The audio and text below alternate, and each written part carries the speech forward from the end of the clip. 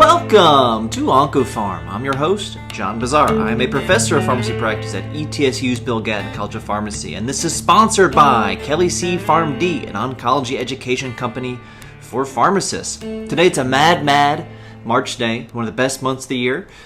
We've got weather is just doing crazy stuff all over the states. We've got basketball, college basketball heating up to the end, final season push with the big tournament. We've got spring training. Baseball, we got NFL free agency. Fantastic month. Let's get into it. First, cautionary tale. Another cautionary tale of a drug that received an accelerated approval only to have that removed. So this is Tazemetostat, which is an EZH inhibitor, which is a methyltransferase protein. So Tazemetostat was approved in, I think, January of 2020 for epithelioid sarcoma, accelerated approval, and then got an approval for follicular lymphoma in June of 2020. Now that was follicular lymphoma, obviously a more prevalent disease state than epithelioid sarcoma, and so the pivotal study to maintain the approval, to convert to regular approval, was Tazemetostat plus R squared. Lenalidomide and rituximab, so Rev, Rituxan, R squared, compared to R squared alone in follicular lymphoma. Now, the original PI for Tazemetostat has a warning precaution statement about the risk of secondary malignancies. MDS and AML happen in 0.6% of patients, presumably with monotherapy Tazemetostat. So we have a drug in Tazemetostat that has a known risk of secondary malignancies, and it's being combined with lenalidomide, a drug with a known risk of secondary malignancies. What could go wrong? I will point out in 2022, there was an ASH abstract of the Symphony 3, or the Symphony 1, which was the phase 3 study. This was the 1B study. So it's a 1B, they get the dose, the safe dose to combine with R squared, and they go to the phase 3 study. In this phase 1B study, published or presented at ASH in 2022, they have an overall or objective response rate of 97.6% when Tazemetostat was combined with RR. That's but it was 69% with monotherapy in an earlier publication. I mean, that's pretty darn close to 100%. That seems great, right? Unfortunately, this drug is being voluntarily removed because of an adverse event of secondary malignancies outweighing the benefits. Now, we don't have all of the data from this to see did that secondary malignancy, did that lead to a detriment in survival? Was the survival just equivalent? There's a lot of stuff that goes into removing a drug from the market from a company standpoint, but it is a good example of don't get caught up in the surrogate marker of response rate, because for the long-term data, especially for an indolent disease like follicular lymphoma, you want to see what the long run ends like. It's March Madness time, college basketball. You don't turn off a game after the second TV timeout thinking you know what's going to happen. You wait till the end to see who the winner is going to be. And, the loser here was Tazemetostat. A lot of listeners to this pod tune in because they're new to oncology. They're trying to get up to speed, or they appreciate quick weekly updates to help keep pace with the onslaught of new information in oncology. If that sounds like you, check out the Oncology Insights newsletter, a free weekly email written by fellow OncoPharm Kelly Karlstrom, founder of Kelly C. PharmD and the ELO Collaborative Program. Each week she shares practical pearls, ways to think through the concepts of oncology without just memorizing guidelines, and insights on staying motivated and growing in your practice. It's written by a pharmacist, for pharmacists, and it's easy to read. You can sign up in the link in the show notes. Speaking of surrogate markers, we now have the RECITE study, which was published in the New England Journal of Medicine in the last week. This is romiplostim versus placebo for chemotherapy-induced thrombocytopenia. We know romiplostim is a thrombopoietin mimetic, is a very effective drug for immune thrombocytopenia purpura, or ITP. So this is a phase 3 international double-blind randomized placebo-controlled study for patients with persistent chemotherapy-induced thrombocytopenia, which is defined as a platelet count of less than 85 on day 1 of a new cycle.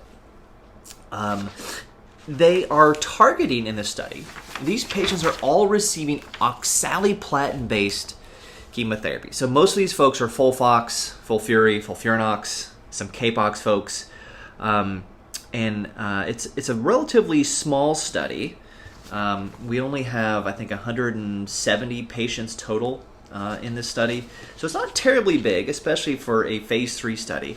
And I think one thing that should point out is that thrombocytopenia is not the reason lots of times you have to end up holding oxaliplatin-based chemotherapy. Cumulative sensory neuropathy is the dose-limiting toxicity, so more often than not, when you have to hold the drug, it's not because of thrombocytopenia or hold chemo for a FOLFOX regimen. It's going to be to something else. Certainly, you could have this. Obviously, this happened to some people in this study. And they're really looking at, the primary endpoint is no dose modification, so either reduction, a delay, or stopping chemotherapy after you start either romiplostim or placebo. And they're looking at that for cycles 2 and 3 after starting romiplostim. And they're giving romiplostim, the dosing is 1 mic per kilo. That's adjusted in 1 mic per kilo increments weekly up to your goal. The goal here is to a platelet count of 100 to 250.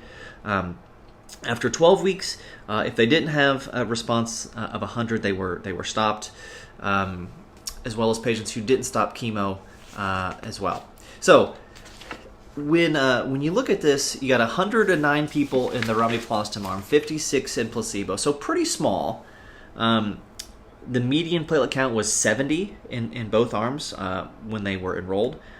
90% had platelets above 50. Some of these folks had platelets below 50, quite low.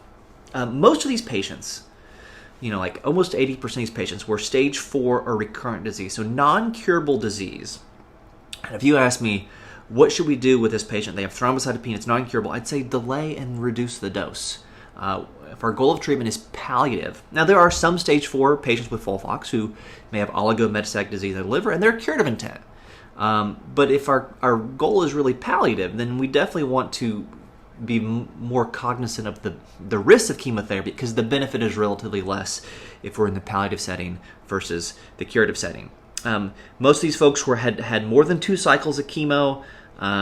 The median number of chemotherapy cycles was 6. Some of them, this was their second line of chemo, so it's kind of hard to figure out where they are in their treatment. Are they on like cycle 18 of FOLFOX? My gosh.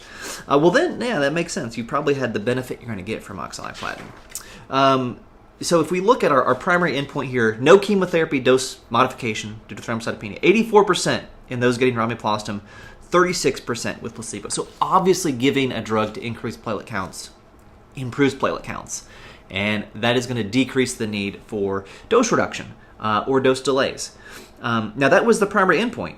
They weren't looking at, did this allow, greater dose intensity, which it would, to improve, say, disease-free survival rates in stage 3 colon cancer. That wasn't the point of the study. It kind of should be the point of a study, in my mind. We just had a cautionary tale of focusing too much on a surrogate endpoint. Here we have another one. We did see, 85% relative dose intensity, more than 85%. That was 75% in romiplostim versus 38% in placebo. So yeah, you're able to continue to give, you're more likely to stay on cycle and to give the full dose if you give romiplostim. This is very similar to giving pegfilgrastim for neutropenia. You do help people stay on cycle. But again, even for pegfilgrastim, a lot of folks would say if we're giving chemotherapy in the metastatic setting, some would argue let's dose reduce our chemo if they're having neutropenia, if our goal is palliative, versus giving pegfilgrastim.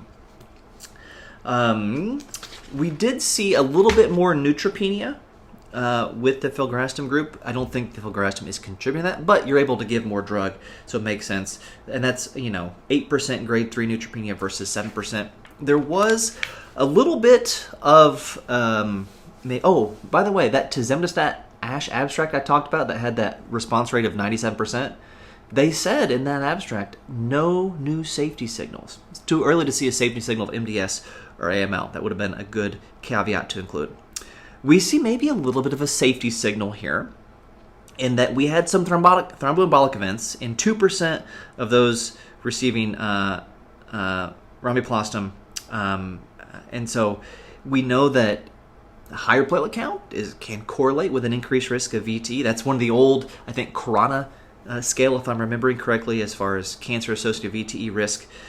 We did see new MDS, secondary cancers, in 1 and 2% of patients receiving romiplostim, and 0 and 5% of patients receiving placebo. Now, the numbers are teeny tiny here, so like that 5% placebo, you don't need a lot of people to have 1 in 5. So something that would, I think, continue to be monitored. Of course, long-term use of romiplostim we know has a potential risk of bone marrow fibrosis and the development of reticulin fibers there. What happens when that's combined with chemo? Did we do bone marrow biopsies on these folks as a proof of concept that doesn't happen afterwards? That would be a question I would have that would make me give me some reassurance in doing this.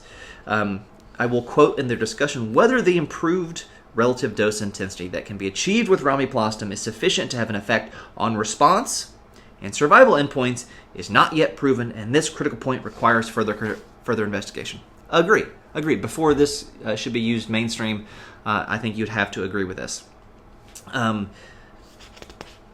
Without question. I think one could argue, if you've got a patient at baseline that has thrombocytopenia due to some other reason, I don't know.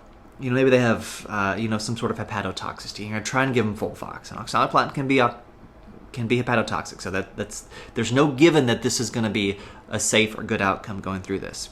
In the curative setting, I could see an argument for doing romiplostim to help patients stay on schedule.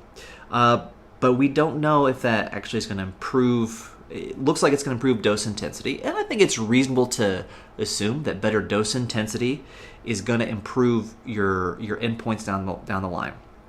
But it's a pretty small study. It's only 160 people, so it's a small study. It's hard to make a ton from this. Kind of surprising to me. This is an NEJM publication for fewer than 200 people for this type of study. So there is a phase 3 study in the works in breast, ovarian, and non-small cell lung cancer patients. I'm curious to see if that endpoint is just this surrogate endpoint of chemotherapy-induced thrombocytopenia, or if there is some meaningful endpoint beyond dose intensity and patients doing better. I think that you could not do a phase 3 study with Folfox because you're not going to have enough people with chemotherapy-induced thrombocytopenia, I think, to be viable for this. So odd that whoever makes romiplostim is doing this. I'm going to end with the COBRA study. I'm not going to talk a ton about this because it's not directly oncology related. In fact, they excluded people in this study with cancer-associated thrombosis. This is bleeding risk with apixaban versus rivaroxaban for acute VTE. Spoiler, apixaban was safer. I think we all are not surprised by that. I think we all expected that. What is notable about this? This is funded by a Canadian public health agency. Yeah, the Canadian Institutes of Health Research. God bless the Canadians doing good research. In the oncology world, so we've had all these apixaban versus warfarin studies and all these rivaroxaban versus warfarin studies. And it's like, why don't they compare rivaroxaban to apixaban? Well, the drug companies are never going to do that. Well, the Canadian Institute of Health Research picks up and does this. Next, hey, Canada, how about Pembro versus nivolumab in non-small cell lung cancer? Let's do that study, because I don't think our partners in industry would do that study. But they're pretty commonly used drugs now in oncology, and it would be nice to have a randomized study, face-to-face comparison. We have precedent now in this era, in the modern era of doing this, for two very, very expensive, two very, very commonly used drugs based on the COBRA study. Well, that is what I have for you this week. Thank you so much for listening. You can follow me on X at OncoPharmPod and or at PharmDeepNip, and on other social media platforms at OncoPharmPod. Until I talk to you again, remember, doses matter.